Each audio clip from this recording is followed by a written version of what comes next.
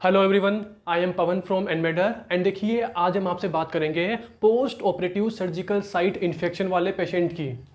And देखिए जो ये पेशेंट है ये है हमारा राइट साइड का इनडायरेक्ट इंग्वाइनल हर्निया वाला पेशेंट। एंड ऑफ कोर्स अगर इनडायरेक्ट इंग्वाइनल हर्निया है तो कैसे हुआ होगा, deep ring to superficial ring. And जो पेशेंट है इसकी हुई थी इंग्वाइनल हर्निया की सर्जरी एंड सर्जरी के नियर अबाउट 30 दिन के बाद पेशेंट ओपीडी में आया और उसकी कंप्लेन क्या थी कि डॉक्टर साहब मेरी जो पूरी की पूरा शरीर है वह गर्म हो रहा है, मतलब उसे फीवर जैसा लग रहा है। एंड जो पेशेंट की सर्जिकल साइट थी, मतलब जहाँ पर इंसिजन दिया था वो वाली साइट भी गर्म हो रही थी और उस साइट पर क्या हो रहा था, पेन हो रहा था।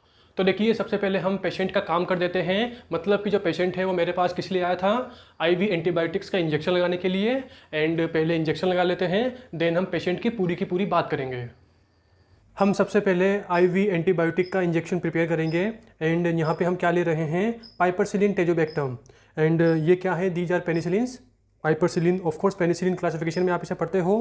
एंड टेजोबैक्टम ये क्या है, this is beta lactamase inhibitor. And देखिए जो पाइपर और टेजो की वोइल आती है वो आती है पाउडर फॉर्म के अंदर। मैं आपको ओपन करके दिखा देता हूँ। This is piper tazo vial. And सबसे पहले हम क्या करेंगे, हमारी एक 20 ml की सिरिंज के अंदर 20 ml स्टेराइल वाटर को लोड करेंगे, क्योंकि हमें क्या करना है, जो हमारा पाउडर है इसे डाइल्यूट करना है। तो सबसे पहले हम इसे ओपन करते हैं।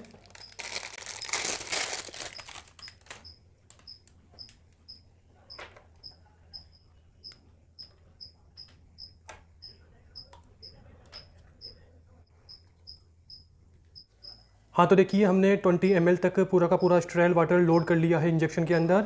एंड अब हम क्या करेंगे, इस स्टेराइल वाटर को हमारी वोइल के अंदर डालेंगे। तो हम क्या करेंगे, इसके ऊपर नीडल लगा देंगे, देन इसके कैप को ओपन किया एंड अब हम इसमें लोड करेंगे।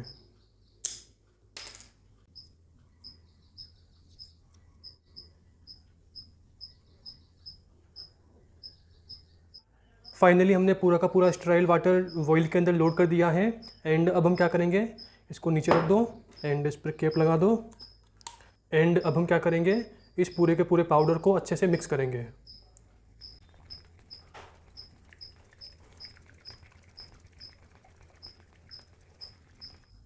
फाइनली जो हमारा पाउडर है वो वाटर के अंदर पूरा का पूरा डाइल्यूट हो गया है। एंड हम क्या करेंगे, अब इसे इंजेक्शन के अंदर लोड करेंगे।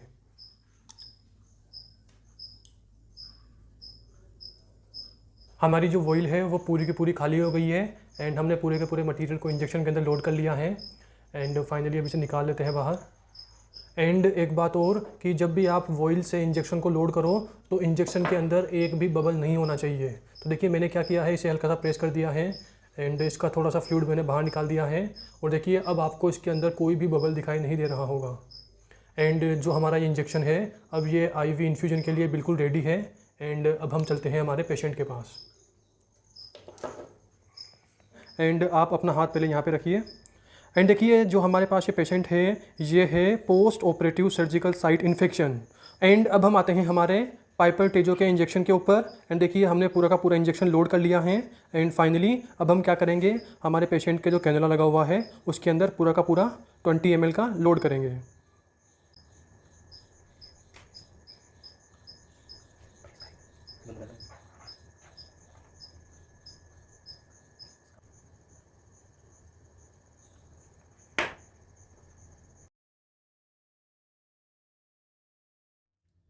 एंड अब हम पेशेंट की थोड़ी बात कर लेते हैं। और देखिए अभी हाल ही में हमने जिस पेशेंट के अंदर आईवी इन्फ्यूजन किया था, this is the patient of post operative surgical site infection.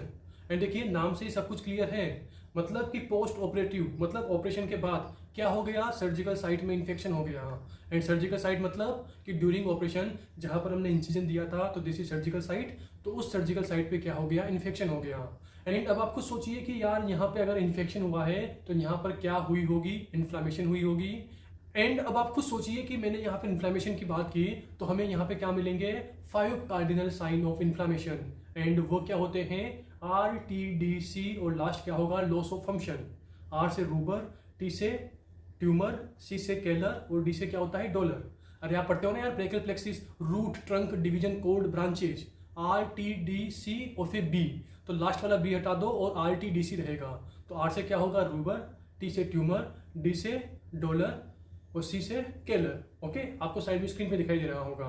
तो these are the 5 cardinal sign of inflammation. और देखिए इन्हीं 5 कार्डिनल साइन को पेशेंट आपको बोलेगा कि डॉक्टर साहब मेरी जो सर्जरी हुई थी ना, जहाँ पर मेरा इंसिजन दिया गया था, वहाँ पर ना मुझे दर्द हो रहा है। दर्द मतलब पेन। ओके, तो 5 में से 1 हो गया। उसी के साथ वो बोलेगा कि डॉक्टर साहब मैंने कल वहाँ पे हाथ लगाया जहाँ पे मेरी सर्जरी हुई थी, तो मुझे वो जगह थोड़ी फूली हुई दिखाई दे रही है। एंड ऑफ कोर्स आपको सोचिए कि वो जगह क्यों फूली होगी, मतलब वहाँ पे स्वेलिंग क्यों होगी, क्योंकि ड्यू टू इन्फेक्शन वहाँ पे क्या बन गया, पस बन गया। एंड उस पस के कारण क्या मिलेगी आपको, वहाँ पे स्वेलिंग मिलेगी। तो स्वेलिंग भी एक हमारा कार्डिनल साइन हो गया।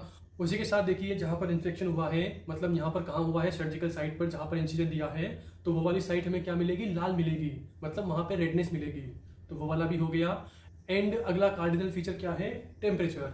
मतलब कि जिस सर्जिकल साइट पर इन्फेक्शन हुआ है, जहाँ पर एसएसआई हुआ है, उस एरिया का टेम्परेचर हमें क्या मिलेगा, रेज्ड मिलेगा। मतलब कि जो पेशेंट है वो कंप्लेन करेगा कि डॉक्टर साहब जहाँ पर मेरी सर्जरी हुई थी ना, जहाँ पर आपने चीरा लगाया था, कल मैंने वहाँ पर हाथ लगाया तो मुझे ऐसा लगा कि वहाँ का टेम्परेचर, वहाँ का जो तापमान है वो बढ़ गया है। एंड लास्ट एंड फाइनल क्या है हमारा, लॉस ऑफ फंक्शन। तो देखिए लॉस ऑफ फंक्शन आप इसे ऐसे समझो कि कोई पेशेंट है जिसकी क्या हुई है, शोल्डर जॉइंट की सर्जरी हुई है। एंड ऑफ कोर्स आफ्टर 30 या 40 दिन बाद उस पेशेंट को क्या हो गया, एसएसआई हो गया, सर्जिकल साइट इन्फेक्शन हो गया।